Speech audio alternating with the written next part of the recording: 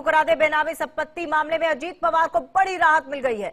बेनामी संपत्ति मामले में अजीत पवार को राहत मिली है। अजीत पवार के बेटे और पत्नी की संपत्ति आयकर मुक्त बताई गई है और दिल्ली के बेनामी ट्रिब्यूनल ने आदेश जारी कर दिए हैं। अजीत पवार सुनेत्रा पार्ट्स की संपत्तियां जब्त हुई थी। 2021 में आयकर विभाग ने संपत्ति की जब्त की थी।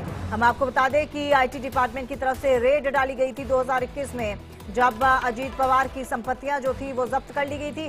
अजीत पवार के साथ साथ उनकी पत्नी और उनके बेटे की संपत्तियां भी जब्त की थी।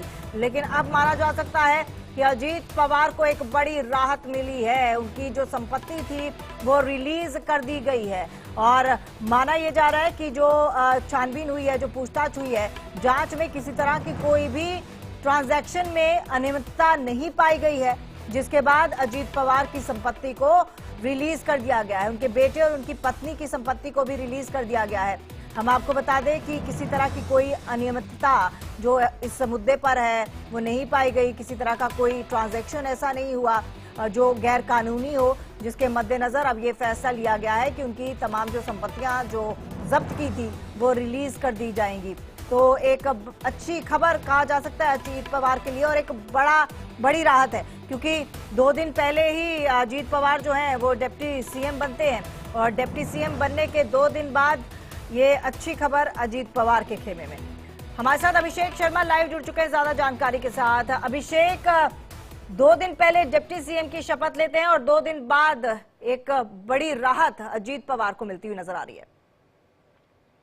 बिल्कुल, बहुत जाहिर सी बात है कि देखिए पहले से लग रहा कहीं कहीं ये पूरा प्लान था और उनको कहीं कहीं मिलनी थी इस बात को राहत। अब देखिए 2 दिनों तक दिल्ली में थे, जो बताया गया कि दिल्ली में वह अमित शाह से मुलाकात करने गए। अमित शाह से मुलाकात करने बट टाइम नहीं मिला उन्हें। वह कहीं कहीं यह साफ समझ में अब आ रहा है कि वो दिल्ली में जो गए थे सिर्फ और सिर्फ इसीलिए गए थे कि उनकी वहां पर हियरिंग थी और हियरिंग को लेकर वहां पर उनको साथ पेश होना था। जो सूत्र बता रहे हैं यही कारण है कि उन्हें इस बात की जानकारी मिल गई थी कि वह उन्हें ग्रीन सिग्नल मिल रहा है, यानी क्लीन चिट मिल रही है।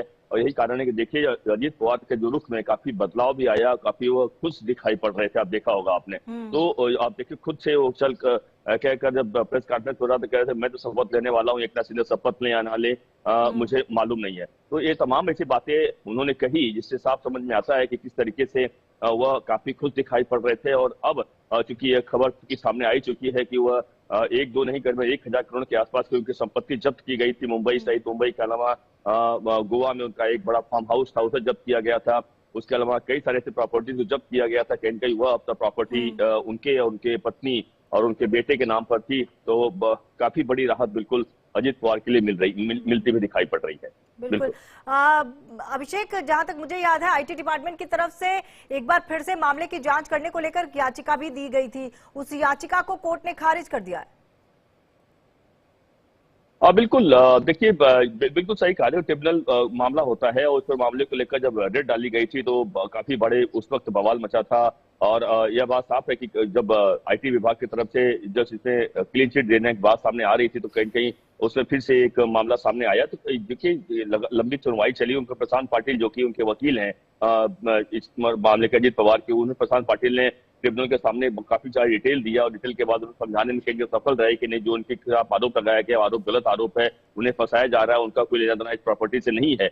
तो इसी मामले को लेकर उन्हें क्लीन चिट दी गई है और क्लीन चिट देने का मतलब साफ है कि अजीत पवार अब खुलकर काम कर पाएंगे। अब देखिए इसके पहले जो सिंचाई घोटाला था उनके ऊपर 76,000 करोड़ घोटाले का आरोप लगा था, जिसको लेकर देश के पीएम ने भी बड़ा कटाक्ष किए थे और कई बार रहे थे कि। और इतना ही नहीं, आपको याद होगा कि वही देवेंद्र फडणवीस जब चुनाव प्रचार कर रहे थे उस दौरान जब एनसीपी में अजीत पवार हुआ करते थे शरद पवार के साथ, तो कहते थे जब सरकार आई चक्की पीसिंग वाली काफी सारा वायरल भी हुआ था। लेकिन अब उनके कई सारे जो यानी सिंचाई घोटाला कहें या फिर इनकम टैक्स का तमाम मामला है, यह मामलों से कहीं कहीं हर उनसे जितने जांच से दूर होते हुए दिखाई पड़ रहे हैं, यानी क्लीन चिट मिलती हुई दिखाई पड़ रही है अजीत पवार को लगातार। जी। और अभिषेक, यही वजह तो नहीं है परिणाम के बाद जिस तरह से अजीत पवार ने चुप्पी साधी हुई थी और हर तरीके से वो सामंजस्य बिठाने की कोशिश कर रहे थे? बिल्कुल देखिए, एक अच्छे बच्चे के तरीके कह सकते हैं ना, स्टूडेंट जो क्लास में स्टूडेंट होते हैं उनके अच्छे स्टूडेंट के तरीके वह लगातार पेश आ रहे थे, और पेश आने के बाद लगातार ही वह इस बात पे कह रहे थे कि नहीं, मैं देवेंद्र फडणवीस को सपोर्ट कर रहा हूँ, मेरा बीजेपी में जो कुछ है सब सही है। और यही कारण है कि देखिए उनकी तरफ से ऐसे कोई अब तक बयान नहीं आया कि मंत्रालय को लेकर वह खींचतान उनके बीच में मची है। उन्हें पता है कि वित्त मंत्रालय को लेकर उनका डिमांड है, वित्त मंत्रालय उन्हें मिल ही जाएगा, और तमाम ऐसे मंत्रालय जो उन्हें मिल जाएंगे, तो कहीं न कहीं उस मामले को लेकर वह बहुत ज्यादा आश्वस्त थे। और यही कारण है कि अब एक तमाम जो जांच चल रहा था, जांच को लेकर उन्हें क्लीन चिट मिल गई है अब। जी। चलिए, बहुत बहुत धन्यवाद इस खबर पर जुड़े रहने के लिए। अगली खबर पर आपके पास दोबारा लौटेंगे, आप बने रहिएगा। महाराष्ट्र से ही बड़ी खबर है, क्योंकि आज महाराष्ट्र विधानसभा का विशेष